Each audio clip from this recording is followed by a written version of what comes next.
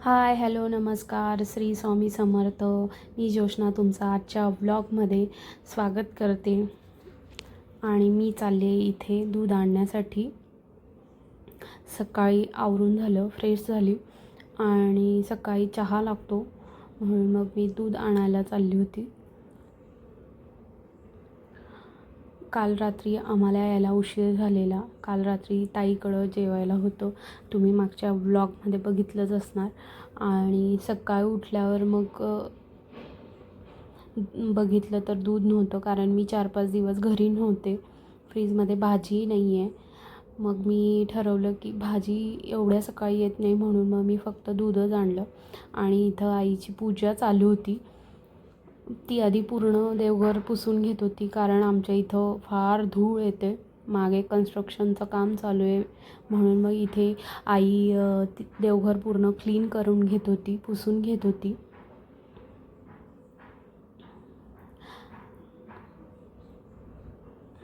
माझ्याकडं आई आली की तीच पूजा करत असते नेहमी. आणि इथे मी दूध घेऊन आले आणि 1 लिटर गाईचं आणि 1 लिटर म्हशीचं असं मी दूध आणलं होतं. आणि मुलांसाठी बिस्किटही घेऊन आले, कारण मंथ मी शेवटी गेलेले, त्यामुळं घरात सगळं संपलं होतं. मग मी येताना बिस्किटचा पुडाही घेऊन आले मुलांसाठी, की चहाबरोबर खातील, कारण उशीर झाला होता आणि नाश्त्याला वेळ पण नव्हता, कारण लगेच स्वयंपाक केला की जेवणाची तयारी होणार. म्हणून मग मी म्हटलं चहा बिस्किट दिलं की मुलांना कसं थोडं बरं वाटेल. मग मी येताना बिस्किटही घेऊन आले आणि इथे दूध तापवायला ठेवलं आहे. मी 1 लिटर म्हशीचं आणि 1 लिटर गाईचं असं दूध आणलं होतं, कारण म्हशीच्या दुधाची चहा चांगली लागते, पण मुलांना जर द्यायचं म्हटलं तर मग गाईचं दूध हवं, म्हणून मग मी गाईचं दूधही आणलं आहे. आज त्यांना बिस्किट द्यायची होती खायला, म्हणून मग मी आज त्यांच्यासाठी पण चहा बनवणार आहे. मग चहामध्ये थोडंसं दूध मिक्स करून मग मी त्यांना तो देणार. पण जनरली जर चहा नाही, बिस्किट वगैरे नसलं तर मग मी त्यांना बोर्नव्हिटा देत असते. त्यामुळे गाईचं दूध हवं, म्हणून मग मी गाईचं दूध आणलं होतं. आणि इथे मी चहा ठेवते. मी चहा पित नाही. मला आधी खूप चहा लागायचा. मी नेहमी चहा प्यायचे, सकाळ, दुपारी, संध्याकाळी. मला जेव्हा सांगितलं तेव्हा मी चहा पित होते. मला चहा खूप आवडायचा. पण गेले 4-5 महिने मी चहा बंद केला आहे. आणि मिस्टरांनीही माझ्याबरोबर तेव्हा बंद केलेला, की ही एकटी असं होणार नाही, म्हणून तेही माझ्याबरोबर चहा पित नव्हते. पण आता कोणी आलं आणि ठेवला की मग ते घेतात. आणि इथं मी चहा ठेवलेला. कधीतरी वाटतं असं चहा बघितला की चहा म्हणजे बेस्टच.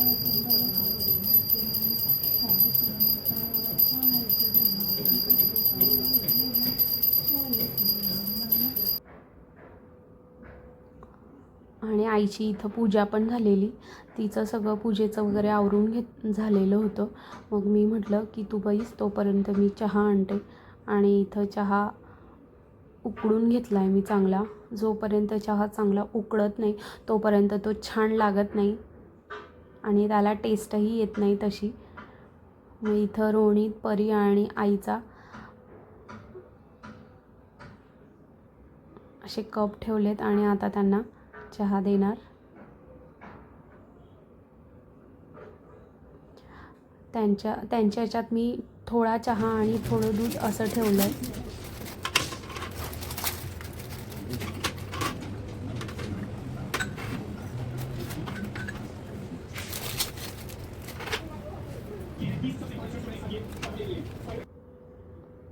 आणि हे इथं दोघं बसले होते चहाची वाट बघत, की कधी माई चहा आणते आणि रोहित आई चहा आणते, असं वाट बघत होते.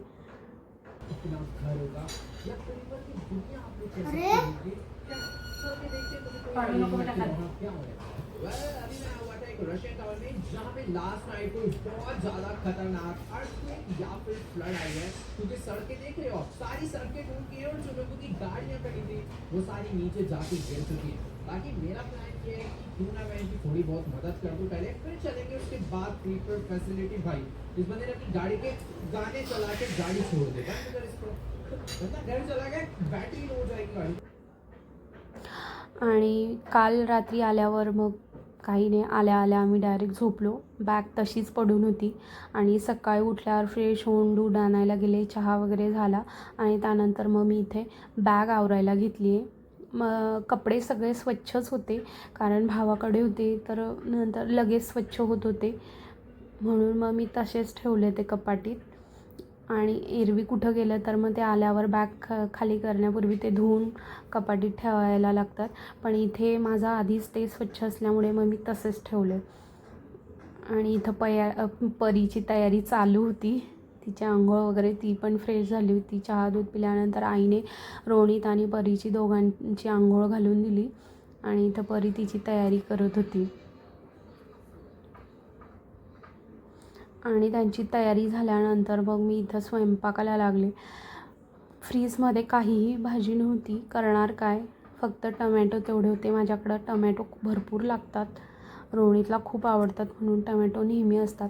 मग इथं मी ठरवलं की टमॅटोची भाजी करूया कारण मुलांनाही आवडते. परीही म्हटली की मला टमॅटोची भाजी खूप आवडते. मग मी दोघांसाठी म्हणून इथं टमॅटोची भाजी आणि चपाती करेल असा विचार केला.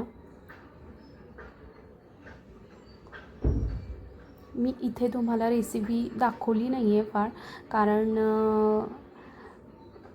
प्रत्येक याच्यात कुकिंग मी चिकनची रेसिपी टाकणार आहे म्हणून मग इथं टमॅटोची भाजीची रेसिपीही मी कधीतरी तुम्हाला नक्की शेअर करेन. एरवी रोणीची शाळा असते तेव्हा तो सकाळी अजिबात उठत नाही आणि आता त्याला सुट्ट्या चालू आहेत आणि परीही आली तर तो सकाळी लवकर उठतो आणि त्या दोघांची मस्ती सकाळी सकाळी चालू होते. दोघंही मस्ती करतात भरपूर.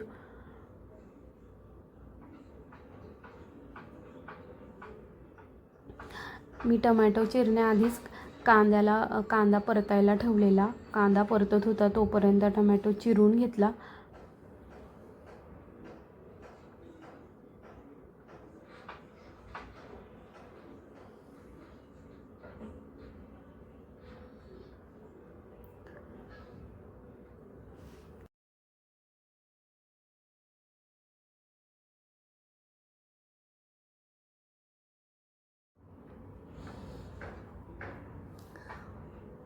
परी आणि रोनीची मस्ती आपापली चालू होती आणि नंतर मला दक्षची आठवण आली कारण दक्षला माझ्याकडे यायला खूप आवडतं.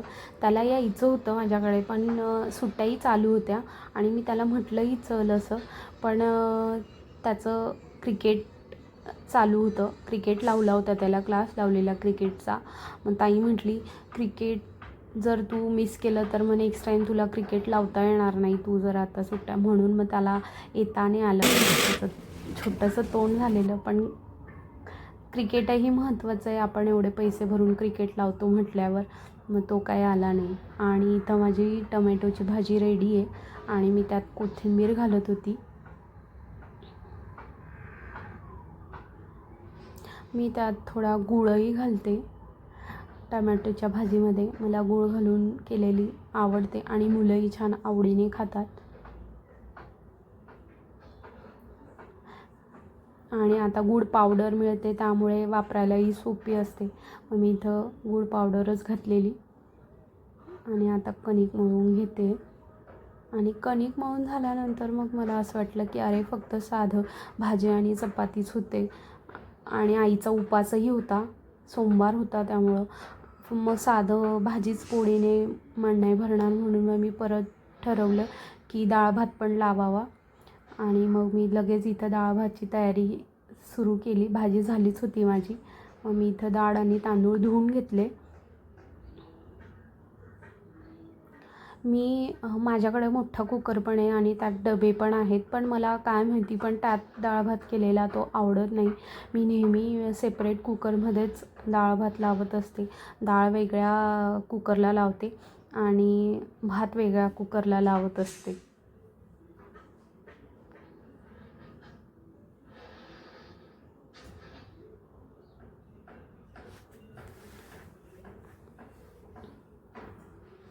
मी नेहमी डाळ लावते तेव्हा त्यात हळद घालत नाही, कारण हळद जर घातली आणि कधी तर पाणी जास्त झालं आणि बाहेर आलं तर मग तो कुकर पूर्णपणे पिवळा होतो, म्हणून मग मी कधीच त्यात हळद घालत नाही. मी जेव्हा डाळ शिजून झाली की मगच त्यात मी हळद घालत असते. आणि इथं मी चहा पाणीचे भांडे आवरून घेत होती. जोपर्यंत तिकडे भात आणि डाळ शिजते तोपर्यंत बाकीचे कामं होतात. आणि आई आली आहे म्हटल्यावर मग तर काय विषय नाही. आई भरपूर मदत करते, बऱ्याच कामांमध्ये मदत करते. मी इकडे किचन ओट्याजवळ माझं काम चालू होतं, तर ती बाकीचे तिचे कामं करत होती. तिने झाडून पुसून कपडे वगैरे मशीनला लावले नव्हते, कारण सगळे नवीनच कपडे होते. मग तिने हाताने धुवून घेतले आणि ती इथं विचारत होती की कपडे ओले. मग मी काय करते की ते ओले न टाकता मी त्याला ड्राय करते आणि मग ते वाळायला घालते, जेणेकरून हँगरवर लोड येत नाही जड कपड्यांचा, ओल्या कपड्यांचा. आणि इथं माझे सगळे भांडे आवरून झाले आहेत चहा पाण्याचे, आणि लगेच सुरुवात केली पोळ्या करायला. आणि इथे ज्या चकल्या आणल्या होत्या, आई म्हटली की त्याला लगेच ठेवू नको डब्यांमध्ये, आपण त्याला अजून एक दिवस ऊन दाखवूया, म्हणजे छान कोरडे होतील. डाळ तयार आहे.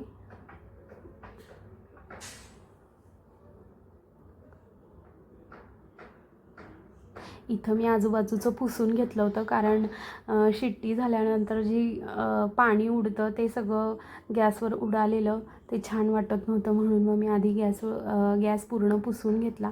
आणि आता तुम्ही बघू शकता, मी आधीही म्हटलं की मी कुकरमध्ये डाळ लावते तेव्हा हळद टाकत नाही. मी हळद जेव्हा पातेल्यात टाकल्यानंतरच मी हळद टाकत असते.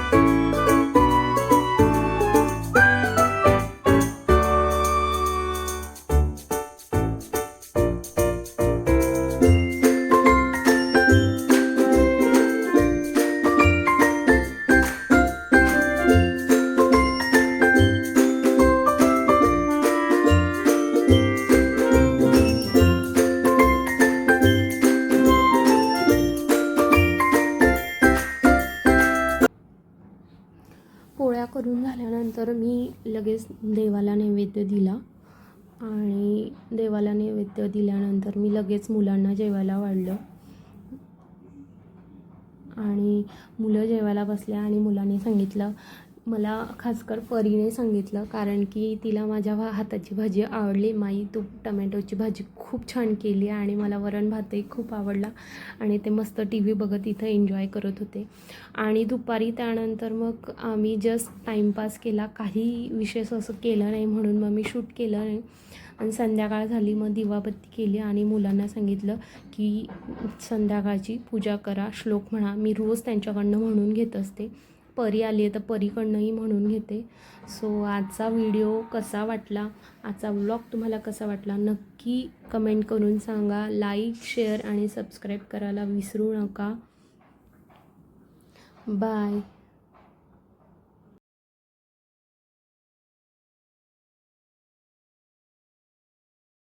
विष्णु गुरुदेवो महेश्वरा, गुरु साक्षात् परब्रह्म, तस्मै श्री गुरुवे नमः. वक्रतुंड महाकाय, सूर्यकोटि समप्रभ, निर्विघ्नं कुरु मे देव, सर्वकार्येषु सर्वदा. दिव्यादिव्यादीपकार, कानी उंडल मोती हात, दिव्याला पाहून नमस्कार. दिवा लावला देवापाशी उजेड पडल्या तुळशी पाशी माझा नमस्कार सर्व देवांपाशी